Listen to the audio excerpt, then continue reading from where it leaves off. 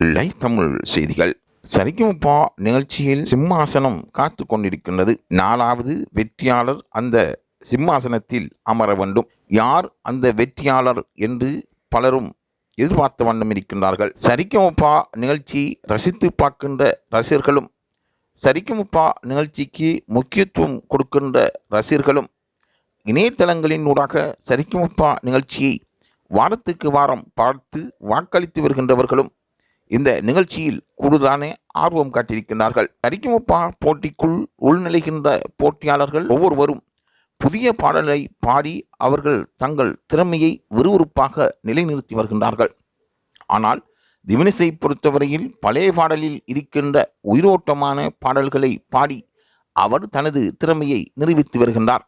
இது நிச்சயமாக நடுவர்களுக்கும் நன்கு புரிந்த ஒரு விடயமாகும். அது மாத்திரமன்றி திவினேசை பொறுத்தவரையில் வலைத்தளங்களில் பார்க்கின்ற சங்கீத வித்வான்களும் பாராட்டி வருகின்றார்கள். முன்னுரிமை அடிப்படையில் சிறுவனாக இருந்தாலும் திவினேஷ் சங்கீதத்தில் திறமையாக பயிற்சி இல்லாவிட்டாலும் கேள்வி ஞானத்தினூடாக அவர் இந்த அளவு திறமையாக பாடுகின்றார் என்றால் யாரும் வியப்படையாமல் இருக்க முடியாது. அந்த அளவுக்கு அவருடைய திறமை நிரூபிக்கப்பட்டு வருகின்றது.